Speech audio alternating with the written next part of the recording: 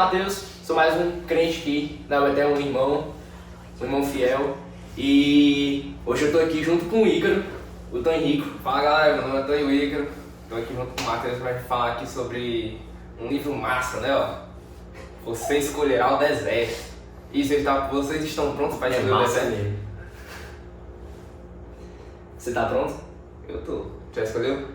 Eu já escolhi. Hoje aqui a gente propôs, que a gente combinou durante uma semana, durante algum tempo na verdade, a gente combinou sobre ter uma conversa sobre esse livro. Desde que a gente entrou em um discipulado, junto com o nosso líder de discipulado, que está bem aqui atrás, no backstage, ele propôs que a gente lesse esse livro.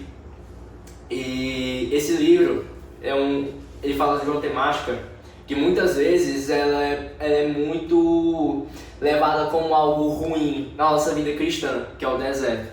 A gente sempre ora para que o deserto acabe, a gente ora e louva assim, para que acabe o deserto, para que venha a estação boa, para que venha um tempo bom, sem ser um tempo de seca. E isso faz com que a gente não valorize a estação preciosa que é o deserto. A estação essa que é uma mega formação na nossa vida cristã, a estação que é onde a gente aprende sofrendo dores, a gente aprende ali na escassez, a gente aprende no lugar onde a gente não tem liberdade, é um lugar onde a gente tem que ficar preso por necessidade, porque Deus nos colocou ali para ensinar a gente alguma coisa que a gente precisa aprender. E o deserto é onde a gente é desconstruído para que Deus possa nos construir, para que a gente possa deixar Deus nos construir de novo.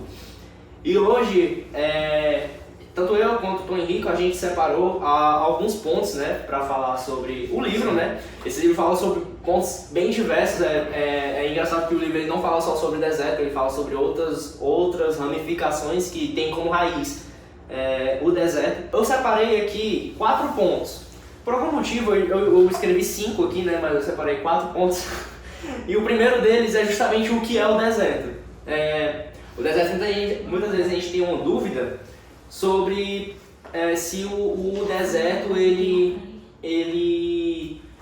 é uma estação que tem que ser passageira ou que...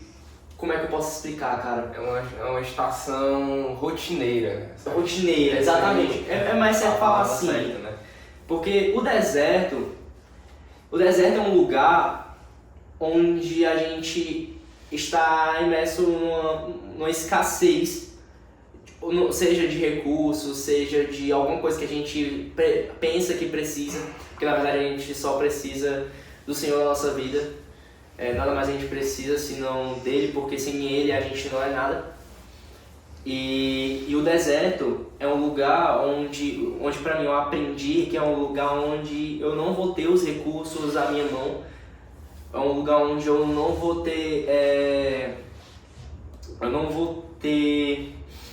Como é que eu posso explicar? Eu não vou ter um lugar de fartura, entende? Eu não vou estar confortável. É um lugar de desconforto, um lugar difícil. Mas que todas as vezes que eu estou nesse lugar, que eu estou no deserto, é porque o Senhor quer que eu aprenda algo que vai cada vez mais alavancar a minha vida cristã e que também um dia irá alavancar a vida de outra pessoa, porque o deserto ele gera muitos testemunhos.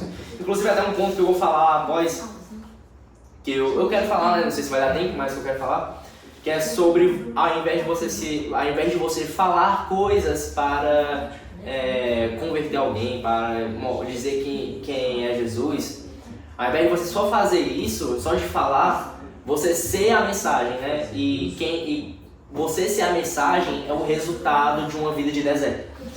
E aí eu queria que falasse sobre isso. É interessante falar sobre essa questão do o que é o deserto. O deserto ele nos leva a sair do nosso comodismo. Exato. O deserto ele nos leva a sair tipo assim, de uma rotina que não está centrada no relacionamento com Deus, porque o deserto ele sim é um lugar de relacionamento com Cristo.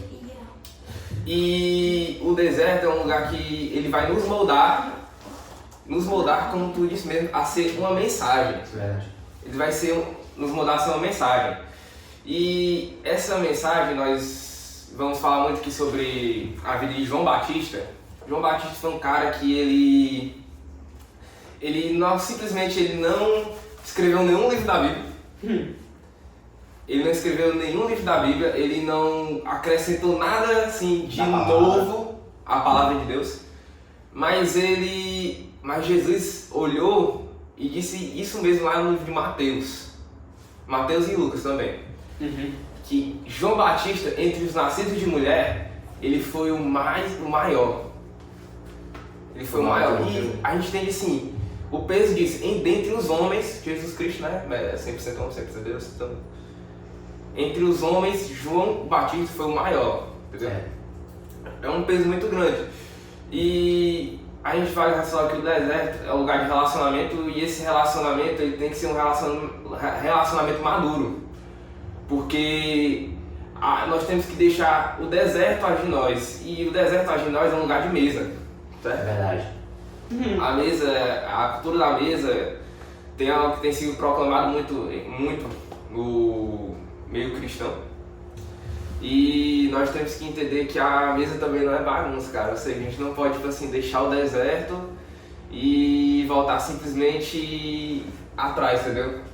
O deserto não é um lugar para você entrar e sair de forma assim... De forma solta, não é um lugar onde você simplesmente escolhe sair, é um lugar onde você vai passar um tempo determinado ali, que o Senhor sabe qual é o tempo que você vai passar ali. Se você está no deserto, você não pode sair despreparado dele para alguma coisa. Ele vai te ensinar alguma coisa, ele vai tirar idolatrias de você, tirar deuses falsos. É uma desintoxicação da nossa forma humana de viver. Ele vai tipo te filtrar, cara, vai peneirar você assim, de uma forma extraordinária. É engraçado porque, tipo assim, no deserto, na minha vida, tipo assim, depois que eu terminei de ler esse livro, eu comecei a passar por alguns desertos e eu comecei a notar mais sobre isso. E o deserto, ele me ensinou ele vem me ensinando todos os dias a largar algumas idolatrias da qual eu pensava que não eram. O que é a idolatria? A idolatria é um Deus falso, é algo que a gente pensa que precisa para viver. Mas não é isso, na verdade não é isso. Idolatria é algo que nos corrói. Inclusive, idolatria, a gente pode pensar que está adorando a Deus, a gente pode criar uma imagem de Deus nas nossas cabeças, que não é o que Deus é, porque na verdade a questão da adoração, a gente tem que adorar, a adoração é dar uma resposta adequada à revelação de quem Deus é. É verdade. E Deus, ele gosta, ele ama revelar a si mesmo. É muito interessante isso porque existe a revelação que ele nos deu a nós, que é a palavra dele, né? E essa questão da idolatria, de adorar, criar essa imagem de Deus, se dá muitas vezes porque a gente não cria o hábito de ler a palavra. E com isso a gente vai deixando, inclusive, algo muito interessante que a palavra de Deus nos traz é que toda vez que nós lemos a palavra de Deus, a nossa fé parece que ela é renovada, entendeu? Ela dá uma renovação. É um refil. É justamente a água e a comida do cristão. Exatamente. A fé é com combustível, né? Exatamente. Ela sempre vai continuar nos movimentando no caminho do Senhor, e a gente tem que sempre parar para reabastecer, né? Isso para reabastecer é a leitura da palavra, a oração, é o jejum. Então a gente tem que exercitar essas coisas. Mas passando agora para o próximo ponto, que a gente queria falar, né, que até o Igor adiantou um pouco sobre a vida de João Batista, eu separei aqui um texto para que a gente possa entender um pouco porque João Batista foi chamado, para que ele foi chamado. O João Batista nasceu, é interessante ressaltar que João Batista já nasceu com o Espírito Santo, ele já nasceu ali sendo preparado pela vida inteira para ele cumprir um objetivo específico, que era preparar o caminho para Jesus. João Batista ele foi uma pessoa onde nasceu com o objetivo específico de preparar o caminho para Jesus Cristo. Logo antes de Jesus chegar, João Batista já vinha avisando o povo que o Messias estava vindo, ele estava muito próximo. João Batista já havia falado que o Messias era muito mais poderoso do que ele, como aquele texto de Mateus 3, se eu não me engano. João 3, isso, quando ele fala João Batista não era digno de tirar suas sandálias. João 3. Perfeito. E para dar um briefing aqui de quem era João Batista e para quem ele foi chamado, a gente vai falar um texto aqui, Marcos 1, versículo 1 ao 4, que diz assim, ó: O princípio do Evangelho de Jesus Cristo, o Filho de Deus, conforme está escrito no profeta Isaías: Vejam, enviarei o meu mensageiro à sua frente. Ele preparará o seu caminho. Aqui ele já fala de João Batista. Esse mensageiro é o João Batista. Voz do que clama no deserto. Bravo. Preparem o caminho para o Senhor. Endireitem as veredas para ele. Assim apareceu João Batista no deserto, pregando o batismo de arrependimento para o perdão dos pecados. João Batista ele já vinha pregando isso logo antes de Jesus chegar e já vinha preparando esse caminho para que Jesus continuasse. E isso já desde muito antes da época em que ele pregou, já havia sido dito em profecias, na profecia de Isaías e em outros lugares também. É interessante a gente falar também sobre a questão do começo do ministério de João Batista, que, para começo de conversa, ele era filho de um sacerdote, um cara que tinha obrigações no templo, e João Batista ele ia herdar isso, só que ele não queria a herança dele, ele não queria algo que era dele, entendeu? Ele queria uma herança que era celestial, ele queria uma herança que era de Cristo, ele queria aquilo que Deus queria para ele. Por isso o Espírito Santo levou ele ao deserto, ele renunciou toda a herança dele, e o Espírito Santo conduziu ele ao deserto. Lá a Bíblia diz que ele foi moldado e crescia no ensinamento do Senhor e na palavra de Cristo, na palavra de Deus, né, no caso. Isso é muito forte.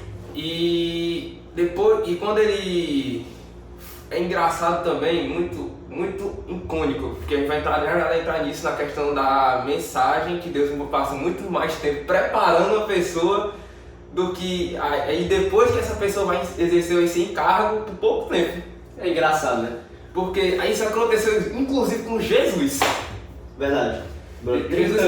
30 anos sendo preparado e 30 anos no conhecimento e inclusive já ensinando, porque ele já sabia tudo. Ele passou 30 anos ali, e quando Jesus foi fazer o seu primeiro milagre, a Maria, né, mãe, ele pediu para que ele fosse fazer o milagre da transformação da água em vinho. Ele ainda fala assim, ó: ainda não está na hora. Ainda não está na hora. Não é chegada a minha hora. Então, ele tinha a maturidade de saber que ainda faltava um preparo. Pegando o gancho do que tu disse, eu queria entrar no tópico da mensagem em si. Porque se a gente for parar para pensar em João Batista, o que ele falava era justamente a palavra que tinha nos escritos da época e que tem na Bíblia. Ele falava a Bíblia, ele não falava nada de novo, ele não chegava assim, dando recado assim: menino, tu vai receber R$1 milhão aqui. Pois é. Não é isso. Mas João Batista, ele pregava a palavra, certo? As pessoas daquela época, elas ouviam bastante a palavra. Naquela época tinham fariseus que estudavam ela, assim, com unhas e dentes, assim. As sinagogas. E eles eram pessoas as pessoas daquela época eram muito doutrinadas. Muito. E João Batista falava a palavra, que não era algo tão novo, né? Não era algo assim, não era uma novidade. Então por que as pessoas, ao ouvirem a palavra de João Batista, por que elas ficavam tão maravilhadas assim, querendo mudar? Isso é por dois simples motivos. João Batista, ele era a mensagem que ele pregava. E outra, João Batista tinha a autoridade que Deus deu a ele para pregar. Exatamente. Quando a gente fala em você ser a mensagem, não é você falar não é você falar novidades, não é você ter uma coisa nova para falar para alguém. Na verdade, é o seu modo de vida, o seu testemunho, a maneira como você anda na rua, a maneira como você fala com as pessoas, a maneira como você vive sua vida. Isso é ser a mensagem. Se você está vivendo para Cristo, você está fazendo essas coisas para Cristo e sempre orando para que o Senhor dê autoridade, o Espírito Santo, para que você possa cada vez mais transbordar do Espírito Santo, para que cada vez mais você possa ser luz, e você deve se esforçar em ser a mensagem. Não é só o que sai da sua boca, é você ser a mensagem, a sua vida ser a mensagem. E no secreto, Deus sempre te convida a isso, a você ser um exemplar da palavra de Deus, porque você tem que deixar a palavra agir em sua vida, ser moldado por essa palavra. E isso vai muito além de uma questão de apenas deixar, mas é uma questão de temor, cara. É uma cultura de temor que se perde dentro da igreja. A igreja não tem mais a palavra de Deus, a igreja não teme mais quem Deus é. É como se fosse só um recurso ali para que a gente busque alguma coisa que a gente precise, e a gente não tem tipo um certo temor. A gente, por mais que a gente glorifica a Deus, por mais que a gente dê aleluia, às vezes a gente é como se fizesse tipo assim só pra se sentir bem. Como, não, Deus precisa de mim, Deus existe pra mim, entendeu? Exatamente. Tipo isso. Na verdade é o contrário. Você cria meio que um desrespeito assim à palavra, você não leva ela a sério. É como se fosse só mais uma coisa da sua vida. Na verdade não é isso.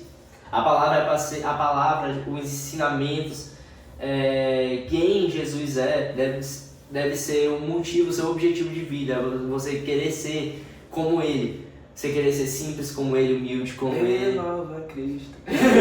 Exatamente. Simples como tu. Enfim, esse deve ser o seu objetivo. O Senhor, Ele convida a gente a cada vez mais estarmos buscando isso todos os dias e ter esse objetivo sempre em mente. Cara, faça o que for para que você tenha esse objetivo em mente. Sei lá, bota no teu background do celular assim: eu preciso ser como Jesus hoje. Eu preciso ser como Jesus todos os dias. Cara, sempre se esforce em lembrar disso. Sempre se esforce em ler a palavra, em orar, em jejuar também. Eu sei que isso é difícil, eu entendo, meu irmão. Eu entendo como isso é difícil. Como é difícil jejuar, como é difícil parar pra orar assim, com aquela concentração. E né, você copiando Jesus, você copia a palavra. Você se torna essa palavra. Exatamente. Porque o verbo se fez carne e habitou entre nós. E é muito interessante até falar essa questão do habitou entre nós. Porque logo depois disso vai vir o Espírito Santo. E o Espírito Santo ele nos alerta daquilo que Deus está fazendo. E ele nos coloca com medo. O Espírito Santo ele nos coloca com medo de ficar de fora daquilo que Deus faz. O Espírito Santo, sendo assim, Deus Filho, Jesus Cristo, ele veio e habitou entre nós. Sim. Só que lá em João ele vai falar o quê? Eu não posso mais ficar com vocês. Se eu ficar com vocês, o próximo não vai vir. Aquele presente que eu dei para vocês não vai vir. É mais ou menos alguma coisa assim que fala. João 16, eu acho, se não me engano. E é engraçado porque Jesus... É engraçado não, misericórdia, né? É interessante porque Jesus, ele habitou entre nós, ele era Deus conosco. Aí quando veio o Espírito Santo, não é mais Deus conosco, é Deus em nós. Cara, e se você deixar o Espírito Santo, Deus, mudar a sua vida, você vai ser uma cópia de Jesus. É verdade. Se você dar essa liberdade de entrar em seu coração e mudar as coisas de lugar, você vai chegar a esse ponto. E você se tornando uma cópia de Jesus, você deixa a palavra lhe moldar. Você se tornando uma cópia de Jesus, você copiando Jesus, e você tem um relacionamento. Você sente que você não consegue mais ter nada na sua vida, nada. a não ser o relacionamento de Deus. Se vai tudo, mas o relacionamento com Deus permanece. E vai muito de uma questão além de temor, mas de justiça. Porque se a gente for pegar no livro de Hebreus, ele vai citar os heróis da fé, e os heróis da fé foram justos. Noé foi justo, Enoque foi justo, Abraão foi justo. Mas por que eles foram justos? O que é justiça para Deus? Exatamente. Justiça para Deus é simplesmente você fazer o que Ele quer. Simplesmente isso. E o contrário de justiça é a iniquidade, o que muito vem reinando nos tempos de hoje. E Deus quer isso, homens justos perante a palavra. E sendo justo, você é engraçado, é muito icônico que a Bíblia ela está interligada. De Gênesis a Apocalipse, ela tem uma mensagem central: relacionamento com Deus vivo. Verdade. Já para terminar aqui, uma mensagem final aqui para todas as pessoas em geral, até para mim, que é o seguinte: o Igor ele fala uma coisa muito interessante, que é ter medo, o Senhor nos dá o medo de ficar de fora das coisas do Senhor. Esse livro tem uma parte que ele fala exatamente isso, o medo de ficar de fora. A gente tem muito medo de ficar de fora das coisas do mundo. Eu mesmo, tipo assim, quando eu estou estudando, quando eu estou trabalhando, eu tenho medo de ficar de fora de novas tecnologias, ficar de fora de notícias, ficar de fora de coisas que acontecem no meu meio estudantil, no meu trabalho. Eu tenho medo de ficar de fora dessas coisas. Mas o nosso medo de ficar de fora não deve ser esse. O nosso medo de ficar de fora deve ser das coisas do Espírito Santo. Quando a gente tem o Espírito Santo em nós, quando a gente tem Jesus como o nosso Salvador, quando a gente tem nosso Deus como o nosso guia, a nossa vida, a gente não precisa ter medo de ficar de fora de nada, porque tudo que a gente estiver em todos os lugares é porque Deus nos guiou até lá. E hoje Deus só permite, Ele só permite que a gente entre em algum lugar e a gente só sabe disso quando somos fiéis a Ele. E no deserto a gente está muito mais sensível a essa voz, né? A gente verdade. se afasta das multidões. Mas estar no deserto não quer dizer que a gente tem que viver nossa vida como um monge, tipo assim, se isolar. Não é isso. É simplesmente estar sensível. Assim como você conversa com outras pessoas, converse com o Espírito Santo, converse com Deus. É verdade. Ele vai lhe falar. E basicamente, pessoal, é isso. A gente teve pouco tempo, queria muito continuar conversando aqui, porque ficou muito interessante. Por mais que os pontos aqui a gente falou quase todos, mas tem muita coisa nesse livro. A gente recomenda que vocês leiam esse livro, que vocês possam tirar ensinamentos dele, e também que junto com esse livro a gente incentiva cada vez mais que vocês leiam a Bíblia, que nós também continuemos lendo a Bíblia todos os dias, continuemos estudando a palavra, refletindo, porque isso vai ser o nosso combustível, isso que vai alimentar a nossa fé todos os dias. E já terminando o vídeo, eu peço que toda a galera que está aí se inscreva no canal, coloquem aí nos comentários as opiniões de vocês sobre isso. Like. Exatamente. Se vocês quiserem saber mais informações sobre o livro também, sobre o autor, e sobre outros detalhes do livro em geral, podem perguntar nos comentários. Mas a gente vai prezar aqui para não dar spoiler, tá? Não peçam spoiler do livro, vão ler o livro. Então, e finalizando mais ainda, deixa o like e compartilha esse vídeo com quem for, com quem estiver precisando. Se você pensar assim, nossa, velho, aquele meu irmão na fé, aquele meu amigo tá precisando ouvir uma palavra assim, envia, cara.